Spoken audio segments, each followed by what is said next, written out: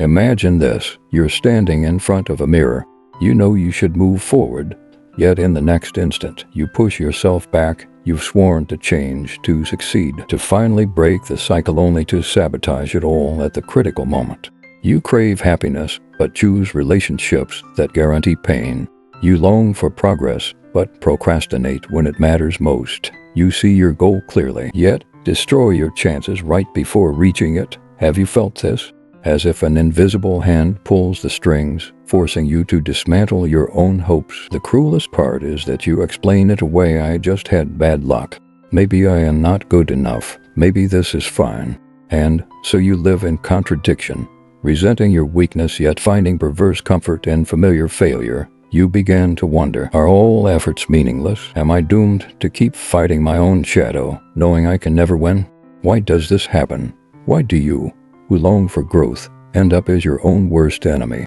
Why do you fear losing what you most want, only to push it away? The truth is that this isn't random, it's a hidden pattern, an underground current shaping your choices. While you believe you're in control, Jung called it the shadow, the buried, disowned parts of yourself. And the terrifying question is, when one part of you reaches for the light, while another drags you into darkness, which side will you obey? The shadow isn't a metaphor, it's the hidden engine of sabotage. From childhood, you learned which parts of you were acceptable and which were not. Too loud, too emotional, too angry, too strange, you buried them, thinking they'd vanish. But they didn't. They festered underground.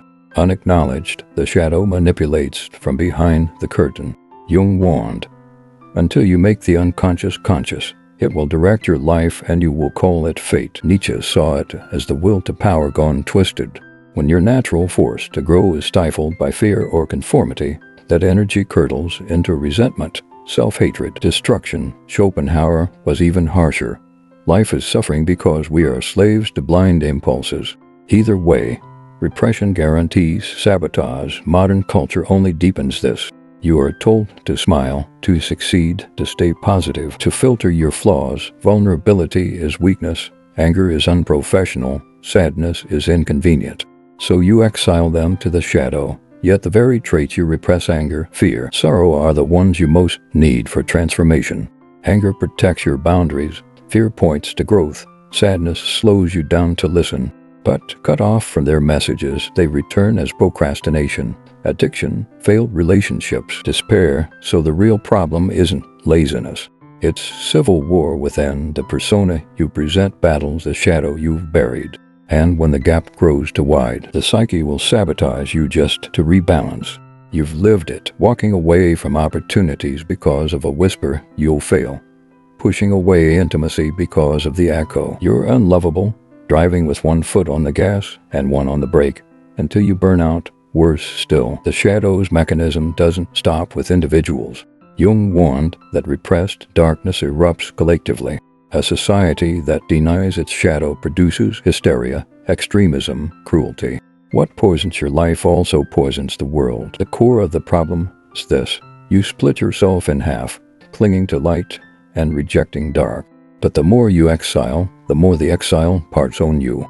And until you ask, what part of me have I buried, you will remain a puppet of sabotage. The scariest traps are the silent ones. Self-sabotage rarely explodes dramatically. It seeps in slowly, disguising itself as normal life. Every delay, every excuse, every retreat tells your unconscious, I am not capable, I don't deserve this. Success isn't safe over time. These small betrayals accumulate into identity. You stop failing tasks, you start believing you are failure itself. Humans don't live by facts, but by stories. If your story is I ruined things, your brain will bend reality to confirm it. Psychologists call this confirmation bias. But if the belief was seeded by your shadow, then your entire reality bends to the voice of your saboteur.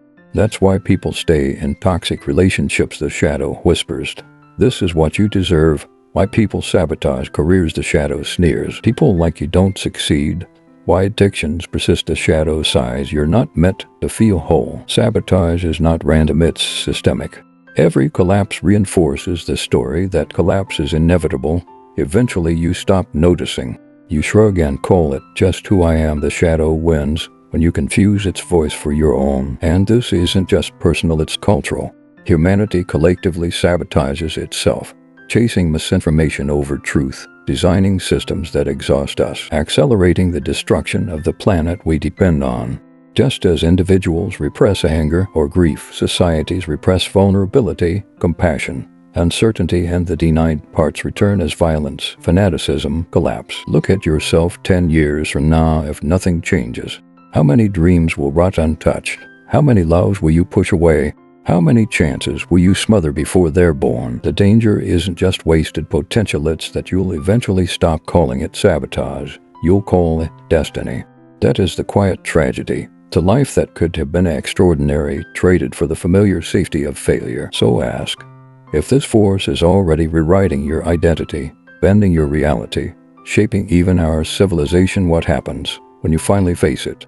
Here lies the paradox.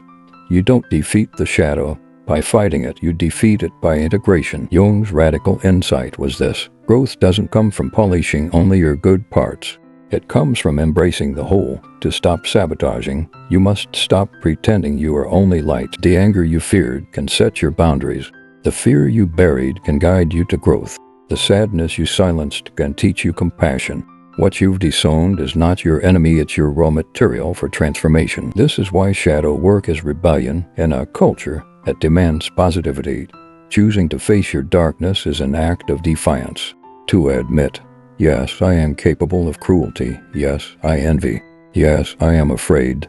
This honesty is where healing begins. Great figures modeled this. Dostoevsky gazed into humanity's darkest impulses to reveal dignity in suffering. Nietzsche declared, one must have chaos within to give birth to a dancing star. The Buddha sat under the Bodhi tree and faced Mara, the embodiment of fear and illusion, until he saw Mara was his own projection.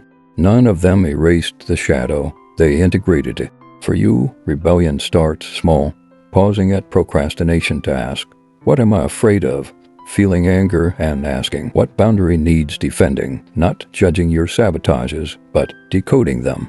Every destructive impulse hides a message. Listen, and the cycle begins to loosen. Imagine a society that did the same, that embraced vulnerability instead of shaming it, that channeled anger into justice, that heard despair as a call for change. Collective shadow work would mean no longer destroying ourselves just to protect illusions. But for now, rebellion is you looking in the mirror and saying, I am both hero and saboteur. I am light and dark. And I choose wholeness, because once you stop disowning, the shadow no longer needs to sabotage to get your attention. Integration is liberation. Here is the truth that turns the whole journey upside down. The shadow never wanted to ruin you. It wanted to awaken you. Every act of sabotage is a signal. Procrastination reveals fear of your own potential. Failed relationships expose disbelief in your worth. Addictions highlight hunger for connection. The shadow's attacks were messages all along. Your shadow is your map. The places you most fear are the very doors to your freedom. The parts you deny are the exact ones you must reclaim. The wound is the entry point of light. Look back at your life. Every transformation came not through comfort but through crisis. Growth arrived through collapse. Strength emerged only when you faced weakness. Without the shadow, you would never have been forced to evolve. So the ultimate awakening is this. Sabotage was never meaningless chaos. It was brutal guidance. The shadow was breaking you down only to show you where you needed to grow. From here, the questions shift. No longer, why do I ruin everything? But, what is my shadow protecting?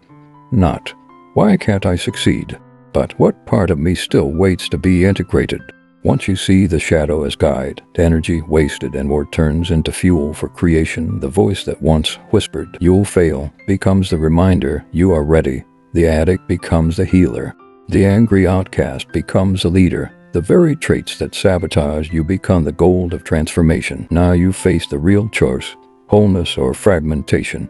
Continue exiling your darkness and let it rule from the shadows, or embrace it and let it complete you. Awakening is not an idea, it's an act of courage in daily life.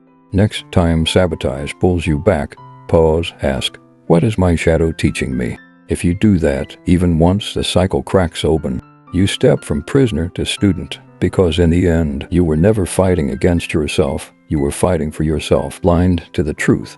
The shadow was never your executioner, it was your secret teacher.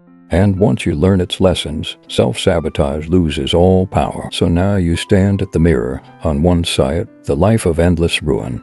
On the other, the life where every flaw, every wound, every shadow becomes your strength. The question is no longer, why do I always sabotage myself? The question